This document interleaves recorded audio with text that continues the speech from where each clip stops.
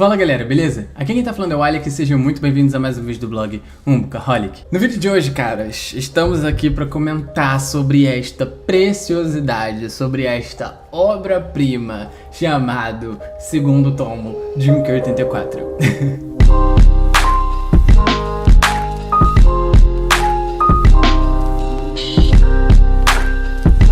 Antes que esse vídeo comece, cara, já se inscreve aqui embaixo e deixa o seu like porque isso é muito importante e ajuda pra caramba na divulgação e no crescimento aqui do meu canal. É sério, cara, você não tem noção do quanto isso me ajuda, então se você gosta do meu trabalho e gosta do meu conteúdo e quer me ajudar a bater minha meta de 30 mil inscritos até o final do ano, por favor, não deixa de se inscrever aqui embaixo, isso é muito importante, se inscreve!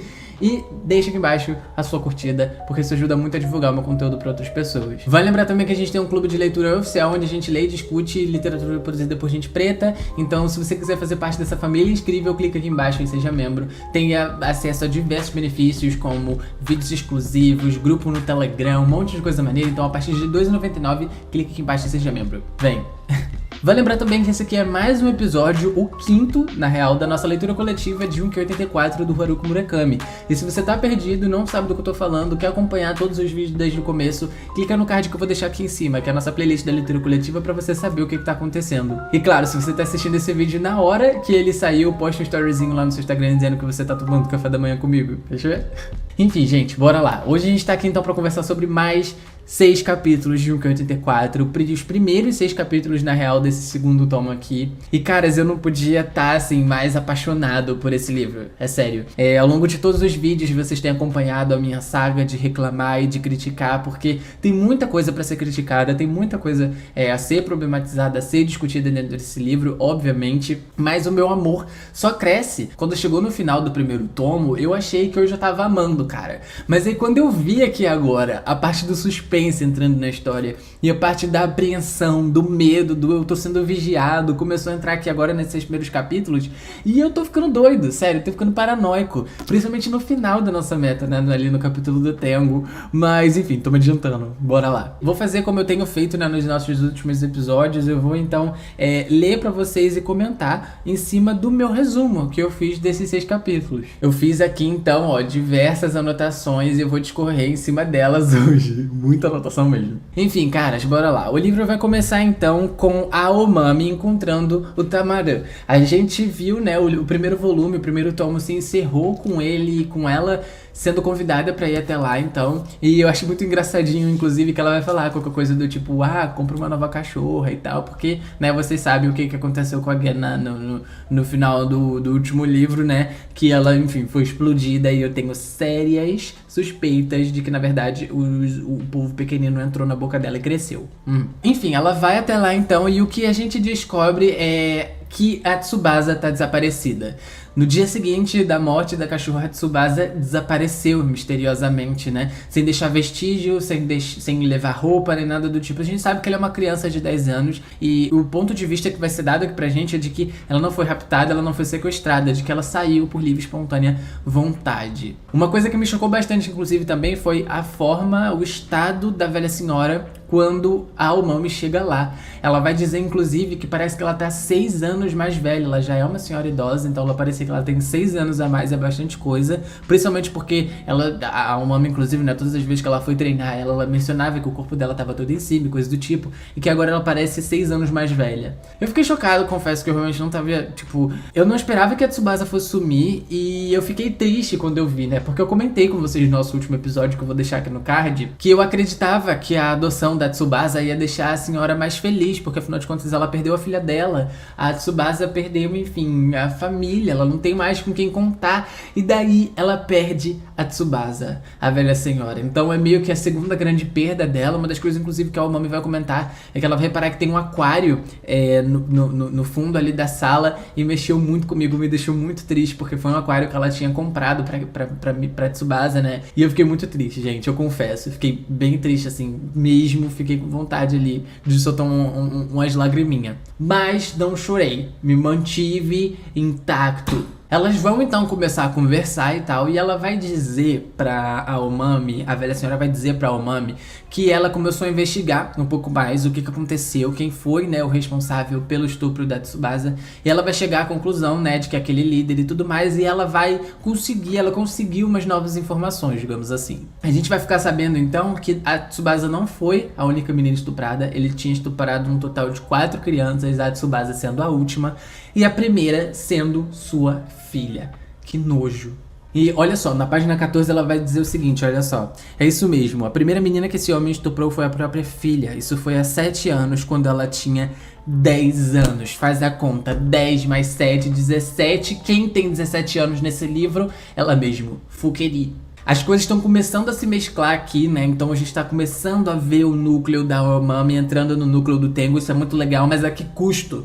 A que custo? Eu tô realmente desesperado com o fato de a Fukeri ter passado por isso. E se ela realmente passou por isso, se essa menina realmente é a Fukeri, eu acho que o Murakami vai se consagrar como a pessoa que mais escreve mulher sofrendo que eu já li na minha vida. Porque esse inclusive foi um comentário que a Natália fez pra mim, uma incrível, maravilhosa, que é de que todas as mulheres, elas estão aqui pra sofrer, todas elas sofreram, elas vão continuar sofrendo e provavelmente vão morrer durante o livro. É problemático, volto a dizer, é terrível e é isso. É foda, mano, porque eu fico, tipo, eu não consigo indicar esse livro pra outras pessoas, porque como que eu vou indicar pra uma mina e ela vai se deparar com esse tanto de desgraça acontecendo a troco de nada, entende? Eu fico, enfim, pisando em ovos, assim, na hora de comentar e de indicar um Q84, confesso. Ela vai dizer ali depois também que ela considera uma minha filha dela, e aqui no meu resumo eu chamei ela de Vitube, então a gente vai chamar ela de Vitube até o final desse vídeo aqui. A história continua e tal, e ainda nessa conversa ela decide, né, ela vai optar por mandar mesmo a Aomami lá atrás do líder do Sakigaku pra matar ela. Ela fala que, eu não queria, porque você é minha filha, aí a Vitube opta por mandar mesmo. Isso com certeza é um caso extremo, é um nível extremo de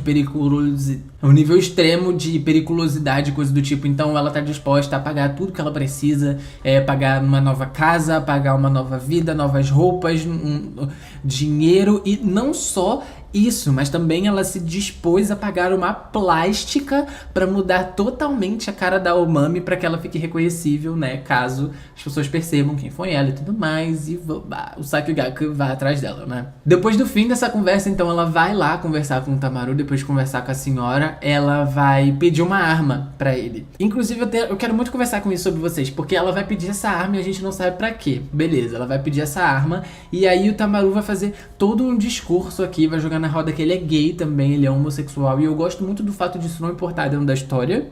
Enfim, ele vai jogar ali na roda, né, que ele é um homem muito íntegro, que ele é uma pessoa de bem, que ele nunca fez nada de errado, que ele é tipo segurança pessoal, não sei que faixa lá do karatê, e ele é realmente uma pessoa íntegra. Então ele fala tipo, você tem certeza que você vai fazer isso? Ela vai falar, isso é claro, eu vim aqui pra isso, né. E uma das cenas finais do capítulo mesmo foi uma coisa que eu marquei, porque eu gostei muito disso, que foi ele encerrando o capítulo com Chekhov. E ele vai dizer aqui, ó, segundo Chekhov, se uma arma aparece na história, ela tem de ser disparada. Inclusive eu vou voltar nesse pensamento um pouco mais pra frente, porque foi uma coisa que eu gostei, assim, de como ele vai continuar esse pensamento no próximo capítulo. Depois disso, a Aomami vai pra casa e tudo mais, passa um tempo, e o próximo capítulo começa com ela ainda observando a lua. A gente sabe que a coisa da Aomami observar a lua tá sendo uma coisa muito frequente, porque ao mesmo tempo que ela quer perguntar pras outras pessoas se as outras pessoas estão vendo outra lua no céu, ela não se sente confortável, ela não se sente à vontade, até porque as pessoas podem tirá-la como maluca,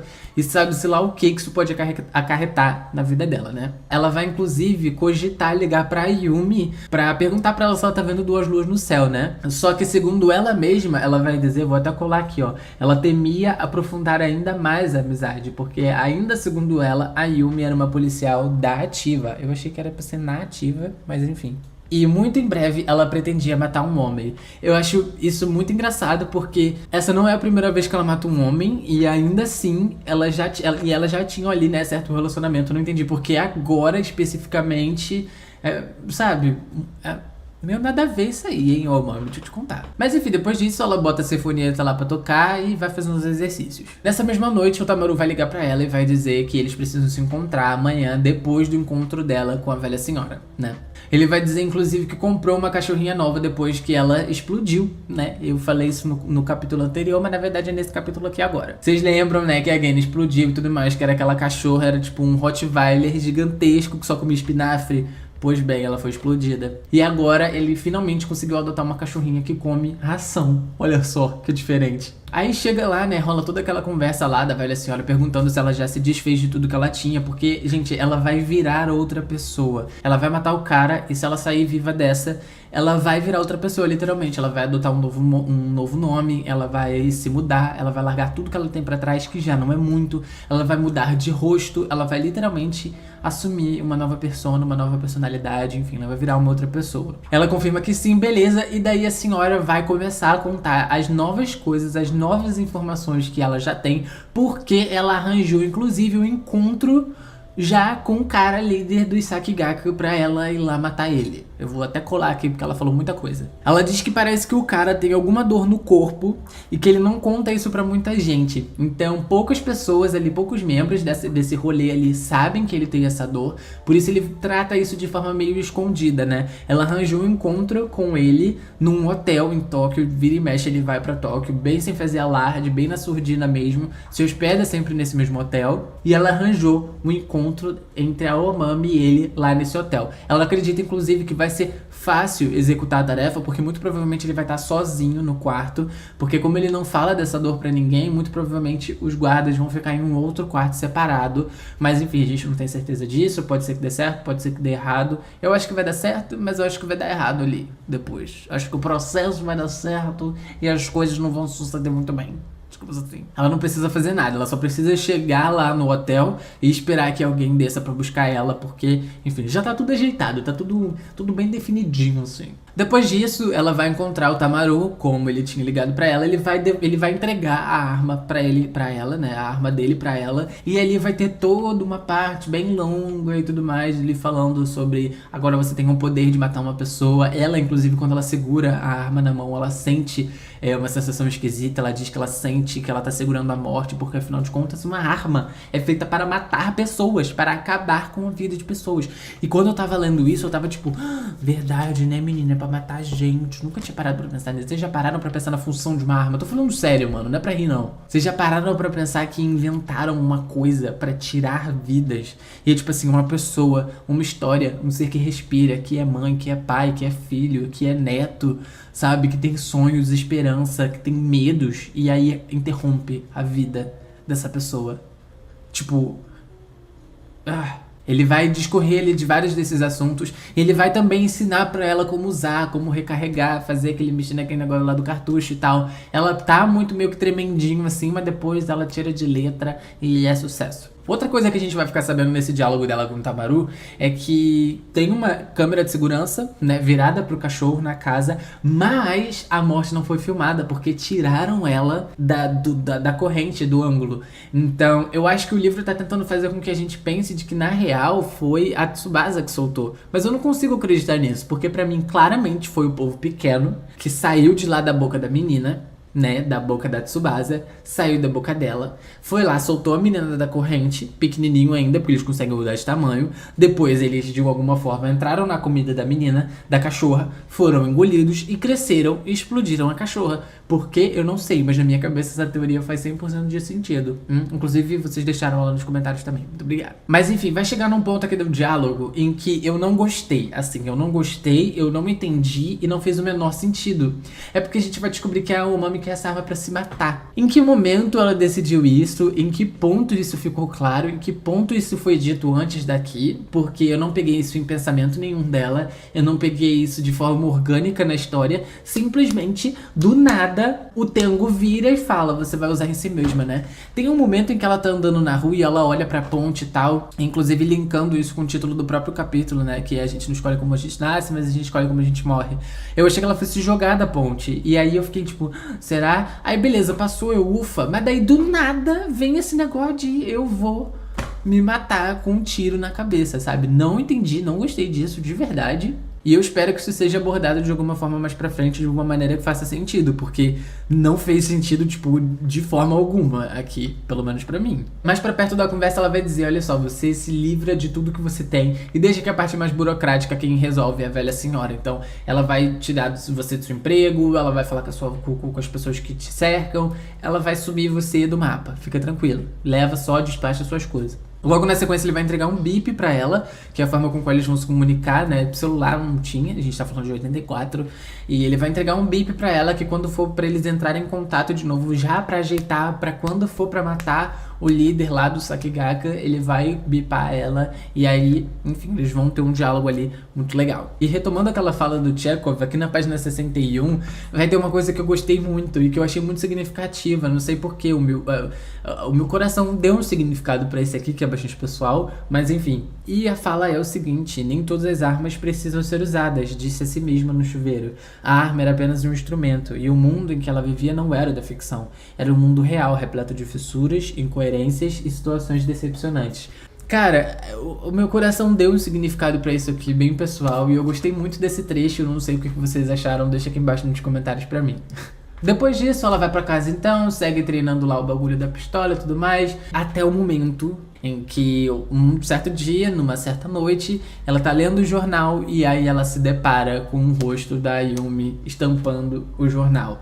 E assim a gente descobre que ela foi morta. Ela foi encontrada morta no hotel com roupa na boca pra não gritar, eles acreditam, e algemada. Mas não é qualquer algema, é a algema da própria polícia, então não tinha como ela fugir. No próximo capítulo, inclusive, a Umami vai seguir sentindo muita dor e é muito significativo, eu acho, a gente vê essa personagem dura, bruta, grossa, chorando, sendo que a última vez que ela chorou foi pela sua melhor amiga, que morreu muitos anos atrás, né, a Tamako. Essa tinha sido a última vez que ela chorou e agora ela chora a morte da Ayumi. Ela vai seguir treinando, né, a questão da arma, ela vai inclusive ficar tão triste a ponto de pensar em dar cabo da própria vida. Chega um momento em que o Tamaru explica pra ela no capítulo anterior, né, de que o melhor jeito de você se matar sem correr risco de errar é você pondo o revólver na boca de baixo pra cima. Ela bota em posição e ela cogita ali puxar o gatilho, sabe? Só que ela fala que não, e tem que botar os meus desejos e as minhas vontades pessoais atrás do meu trabalho, porque é mais importante, enfim.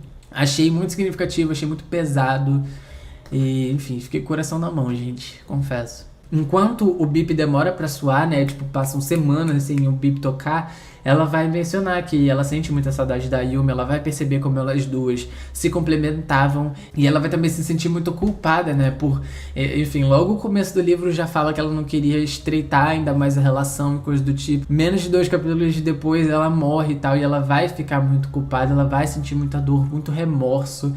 E eu sinto que isso vai mudar a personagem daqui pra frente, né? No capítulo seguinte, que é esse que a gente tá comentando agora, ela já tá um pouco mais introspectiva, ela já tá com essa coisa de eu estou perto do fim da minha vida, porque provavelmente isso vai dar errado. Enfim, eu achei muito pesado mesmo, e eu gostei. 5 dias se passam entre a morte da Ayumi e o toque do bip, finalmente, né, pra ela ir lá matar o cara. E o Tamaru vai dizer pra ela, basicamente, que vai acontecer naquela noite, às 7 horas. Naquela mesma noite, às 7 horas, ela tem que estar lá no Hotel Okura. E depois que ela fizer o que ela tiver que fazer, ela tem que ir pra estação de Shinjuku, que é um lugar muito bonito, pesquisem na internet, tem vídeos andando por lá hoje em dia, é bem bonito. Enfim, ela tem que ir na estação de trem de Shinjuku pra, enfim, ligar pra ele e falar, acabei lá, hein? Mandei o homem lá pro outro lado, hein?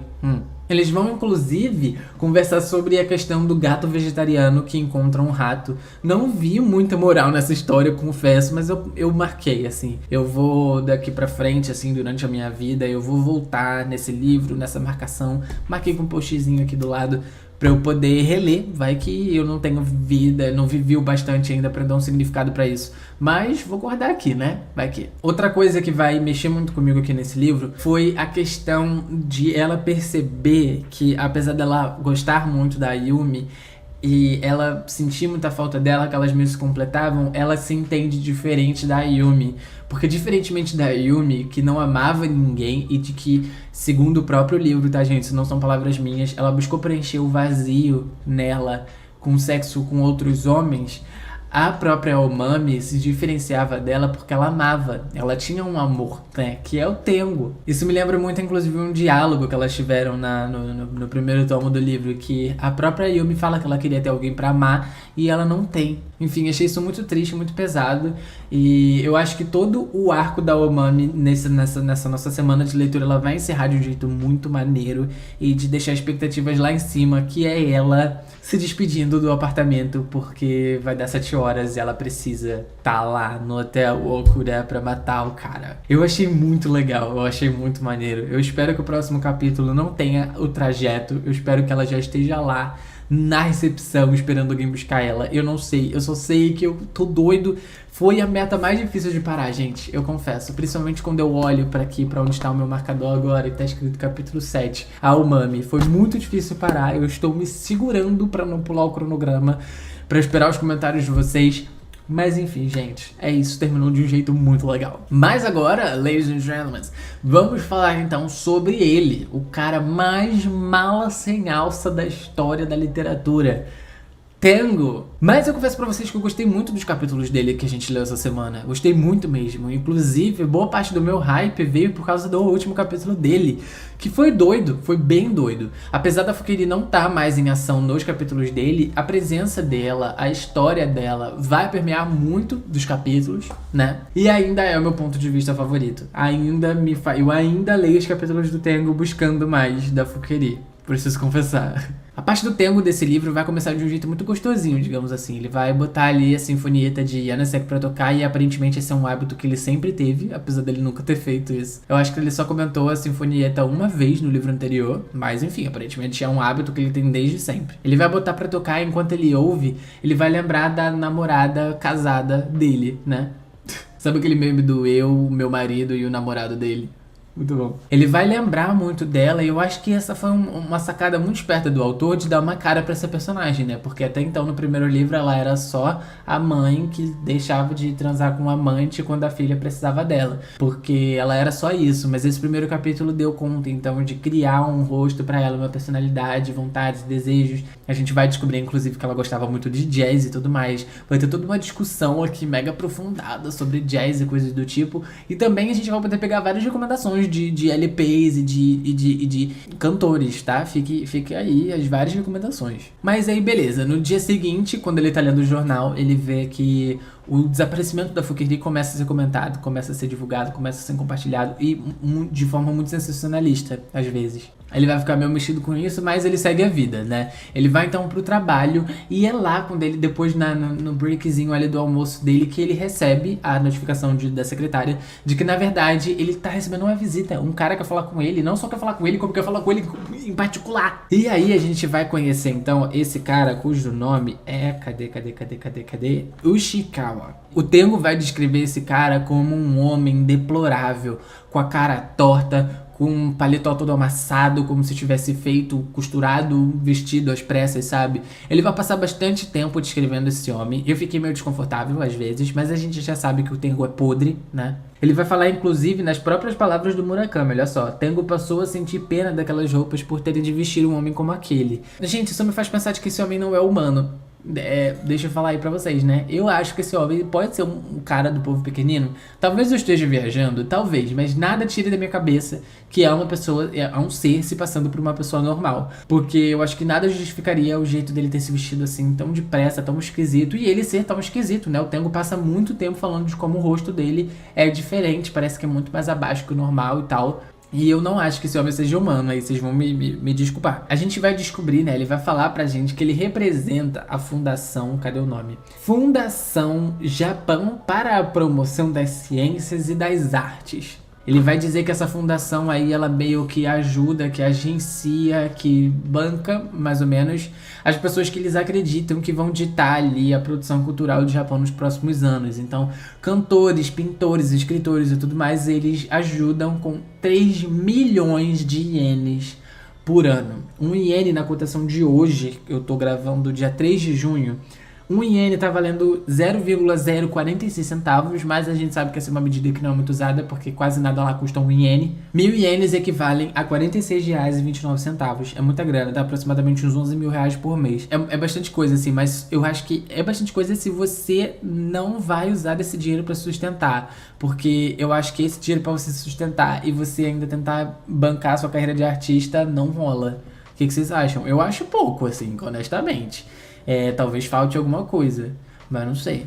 Porque pra ser uma agência, sabe, que vai te bancar, que vai te levar pra lá e você vai editar toda a produção cultural de um país, eu acho 11 mil reais pouco. Vocês vão me desculpar, principalmente pro Japão. Mas enfim, né? Ele vai inclusive falar uma coisa aqui que eu vou tirar de contexto, porque ela fora de contexto ela é bem bonita. Olha só.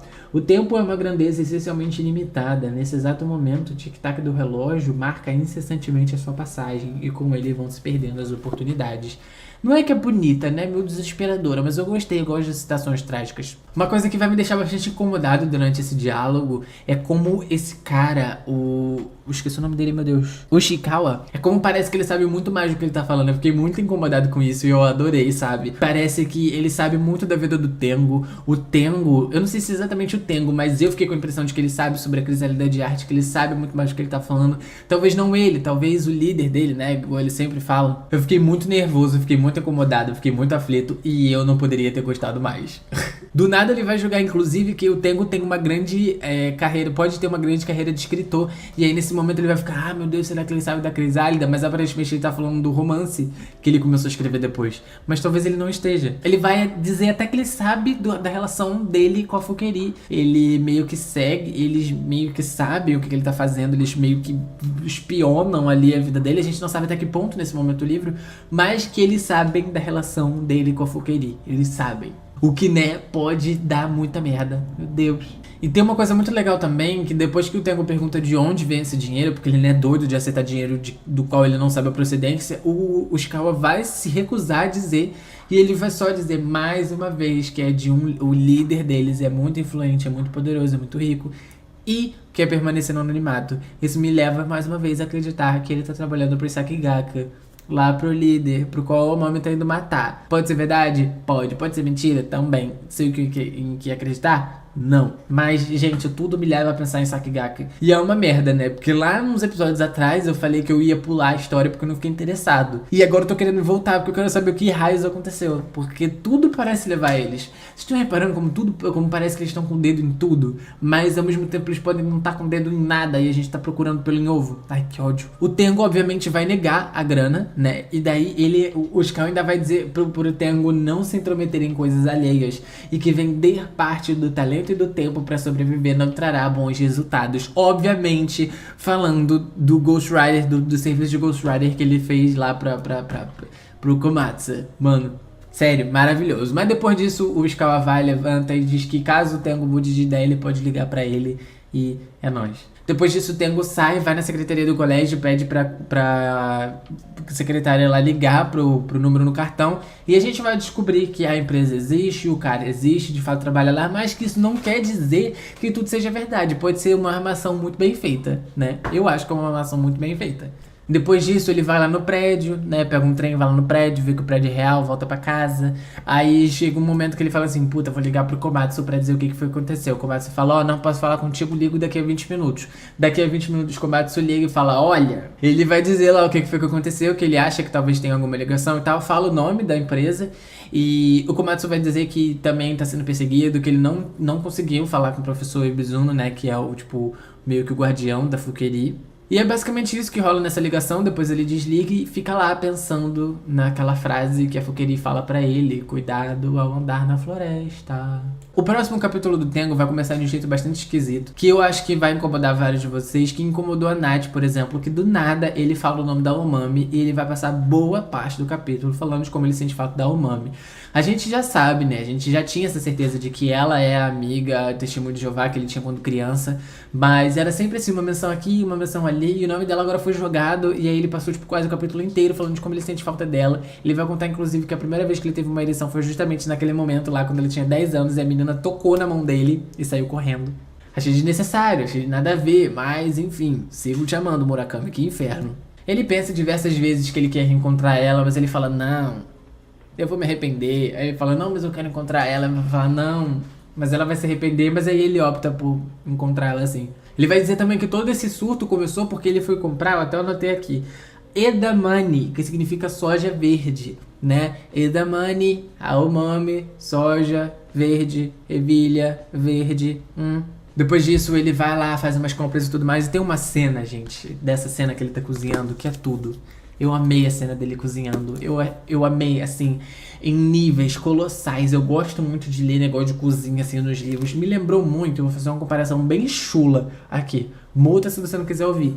Me lembrou muito dos filmes do Estúdio Ghibli, que tem muito dessa coisa de cozinha, sabe? De preparando comida e cenas e takes inteiros, sabe? Cortando aipo e coisas do tipo. Gostei muito dessa cena. Achei, assim, não tá acontecendo nada além dele cozinhando, mas eu achei linda. Amei. Durante esse momento que ele tá cozinhando, depois ele comendo e tal, ele vai ficar remoendo, né? O fato dele não ter ido atrás da Umami quando eles eram crianças, porque a Umami era muito sozinha por ser testemunho de Jeová e etc. E ele vai ficar remoendo isso ao longo de todo o capítulo. E aí vai ter uma reflexão aqui no final, que eu achei muito boa, né? Tipo, na penúltima página do capítulo, na página 74, pra quem quiser ler também. O narrador vai dizer, o que precisava fazer era ficar em pé na encruzilhada do presente e olhar o passado com sinceridade. E escrever o futuro como se estivesse reescrevendo o passado. Não havia outra saída. Fiquei tocado. Vocês sabem que assunto tempo mexe muito comigo. E mexeu muito comigo. No sexto e último capítulo, o Tengo vai estar ilhado, as pessoas não vão falar com ele vai dizer, inclusive, que ninguém tá falando com ele, ninguém liga pra ele não fala com ninguém, o professor Ibizuno sumiu, o Komatsu sumiu, ninguém tá falando com ele, passa tipo uma semana, assim, sabe, ele sossegado lá na dele.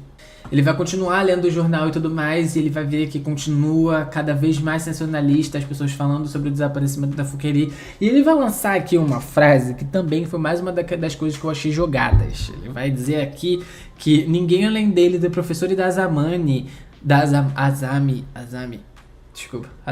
sabem que ela fugiu pra aumentar o buzz do livro. Em que momento isso foi dito, gente? De que ela sumiu pra dar buzz no livro. Eu realmente não lembro disso. Me digam se vocês pegaram isso aí.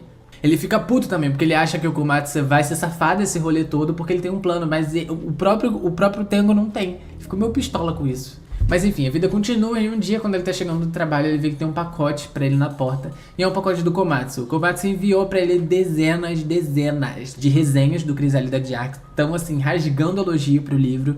Ele fica bastante inspirado, obviamente, porque ele conseguiu escrever um livro que vai receber um monte de resenha. E tem também uma carta lá do Komatsu dizendo que eles muito provavelmente se livraram desse rolê, mas que as pessoas seguem querendo saber onde tá a Fukeri. Em algum momento eles talvez sejam procurados, mas ele, por hora, assim, eles estão safe. Fica muito aquela dúvida, né, do que tá acontecendo, de por que o Komatsu não ligou. Ele vai, inclusive, questionar o fato do telefone dele tá grampeado, ele vai jogar essa ideia ali. Eu acho muito válida, principalmente porque coisas aconteceram no final desse capítulo que a gente vai comentar já já. Depois disso, ele vai falar uma coisa aqui sobre uma das resenhas que a gente tem aqui do Crisálida de Ar, que eu amei. E eu acho que isso vai editar muito o próprio 1Q84. Ou talvez isso seja um jeitinho do Murakami de receber as possíveis críticas que ele recebe na vida, né? Vou tirar só um trechinho aqui, olha só. A história é muito interessante e o leitor a segue até o fim, mas sobre o significado da crisálida diária do povo pequenino, nós, leitores, ficamos imersos numa piscina de insondáveis mistérios. Podemos até supor que isso tenha sido intencional, mas não devem ser poucos os leitores que interpretarão essa postura como um descuido da autora. Por ser uma obra de estreia, pode ser considerada boa, mas se a autora pretende seguir carreira, seria melhor rever seriamente esse seu processo enigmático. Eu não sei o que vocês acham sobre isso, me digam se isso é realmente uma resenha do Crisálida de Ar ou se é um jeitinho do Murakami rebater críticas que ele recebe. Eu achei que isso foi um jeitinho de rebater crítica e eu acho inclusive que ele tá dizendo isso pra gente, pra nós leitores, porque eu acho que essa coisa toda do povo pequenino, da Crisálida de Ar mesmo, da coisa Crisálida de Ar que eles formam lá do lado da Tsubasa dormindo, eu acho que isso não vai ser explorado, gente. Eu preciso conversar aqui pra vocês, preciso confessar aqui pra vocês. Não acho que isso vai ser descrito, aprofundado, enfim, não acho, de verdade. Então, ó, ele já tá dizendo aqui desde o começo, olha aí, Enfim, o tempo passa mais uma vez e uma noite, quando ele tá lá lendo o livro, ouvindo uma musiquinha, ele vai receber uma ligação do boy. Ele vai receber uma ligação do marido da namorada dele, olha só. E essa ligação toda me deixou muito arrupiado, ó. Me deixou muito nervoso, me deixou arrepiado, eu fiquei muito agoniado, tava lendo lá na Twitch com a galera. E mano, ele vai dizer então que a Kyoko não vai mais poder vê-lo. Ela está incapacitada, não será capaz, não será possível dela ir te ver. Eu não entendi se o cara sabia durante esse tempo todo de que a esposa dele tinha um amante ou se ele descobriu agora. Não acho que ela esteja morta, hein? Preciso contar isso pra vocês. Não acho que ela morreu. Mas também não sei o que pode ter acontecido. Não sei também se quem ligou foi de fato o marido dela, se foi um maluco. Por que ele não tava recebendo ligação dela? Lembra lá a questão do telefone grampeado, ninguém liga pra ele. De verdade, não sei o que tá acontecendo, gente, não faço a menor ideia. Ele vai ficar com o cu na mão, obviamente, porque, meu Deus do céu, o que tá acontecendo? Vai começar a relembrar da Kyoko mais uma vez. Ela vai ter um rosto, ela vai ter um passado, dúvidas, questionamentos, a gente vai começar a levantar sobre ela. E uma coisa que foi muito plot twistesca na minha cabeça, confesso, que é quando o Tengo começa a refletir sobre a própria vida, ele vai chegar a uma conclusão que eu não tinha chegado sozinho, mas que eu gostei muito da conclusão da qual ele chegou. Vocês lembram que ele vivia revisitando essa cena da mãe dele dando pra um outro menino muito mais novo lá? Gente, literalmente, o último parágrafo antes da quebra de linha da página 99 é ele dizendo: sendo assim, pensou, será que a minha vida é apenas um processo de reprodução, de materialização de uma imagem latente que guardo pra mim? Até que ponto eu sou responsável por ela estar completamente perdida? Gente, o que isso pode significar, pelo amor de Deus? Incrível, genial, Murakami, eu te odeio. Enfim, o tempo vai passar mais uma vez, chega uma certa noite, que 10 horas da noite, né, muito tarde pro Sr. Tengo, ele não dormiu ainda, e ele vai receber uma ligação do Ushikawa. Gente, essa ligação, ela é extremamente grande, eu recomendo que vocês releiam, caso vocês não lembram, porque muita coisa ele fala, mas ele vai insistir muito, ele vai ser extremamente insistente para que o Tengo aceite, de um jeito ou de outro, os 3 milhões de ienes. Eu não sei o que pode acontecer, gente, de verdade, eu não faço a menor ideia do que significa esse dinheiro, mas ele vai... Ai, tô toda arrepiada, porque ele muito provavelmente estava, tipo, do outro lado da rua, sabe, vigiando o Tengo, porque ele sabe que o Tengo tava acordado, ele vai falar do chá que ele tomou, mano. Eu tô muito assustado, tô todo arrepiado de novo, só de lembrar, não sei se vai dar pra vocês verem, mas eu tô todo arrepiado porque é muito incrível, mano, e eu tô ficando paranoico lendo esse livro. O Ushikawa vai dizer, inclusive, diversas vezes que nunca se sabe quando você vai precisar de dinheiro, sabe? O tempo tá envelhecendo e tal, o tempo tá passando, quando você sabe que você vai precisar de dinheiro, sei lá, pra encontrar alguém, pra enterrar alguém, pra salvar alguém, nunca se sabe. Enfim, no final do diálogo eu fiquei nervoso e puto com o Tengo, porque ele vai começar a fazer perguntas entregando completamente as coisas sobre o Crisálida, ele vai dar nomes, ai que ódio. Gente, sério, esse livro tá incrível, assim, já gritei muito com ele, já surtei muito com ele, tô apaixonado, tô querendo ler essa merda toda de uma vez só, porque eu tô apaixonado, é isso. Não se esqueça que pra gente ter a experiência completa é mais do que importante que você deixe seus comentários aqui embaixo. Essa é uma leitura coletiva, cara, então eu não tô lendo sozinho, tô lendo com vocês. Pode deixar trocentos comentários aqui, eu prefiro que não deixe textão, prefiro que deixe vários comentários com vários tópicos, fica mais fácil pra responder e a gente desenvolver um diálogo assim, beleza? A gente se vê na próxima semana então pra comentar mais 6 capítulos. Quero muito agradecer aos membros do Clubinho dos Incríveis, muito obrigado por serem essas pessoas incríveis, sensacionais, maravilhosas, perfeitas, que apoiam financeiramente o meu trabalho e fazem com que tudo isso aqui seja uma possibilidade, uma realidade. Muito obrigado do fundo do meu coração, vocês são incríveis. Vai lembrar que o link pra compra de todos esses livros tá aqui embaixo na descrição e comprando através desse link, cara, você ajuda aqui o meu canal e não paga nada mais por isso. Sério, é um jeito muito bacana de você patrocinar o meu conteúdo sem tirar nada a mais do seu bolso. Vai lembrar que eu tô quase todos os dias lá na Twitch, às 5 horas da noite, então passa por lá se você quiser ler, bater um papo, conversar, enfim, passar um tempo junto ali com a galera, tá me fazendo muito bem, principalmente nesse tempo de pandemia, então passa por lá, twitch.tv/umbucaholic. Se quiser conversar comigo em outras redes sociais, me chama por lá, @umbucaholic em tudo, e não esquece também, claro, de acessar o meu blog, que é www.umbucaholic.com, fechou? Então é isso, pessoal, mais uma vez eu espero que vocês tenham gostado, muito obrigado por ter assistido esse vídeo, até o próximo e tchau, tchau.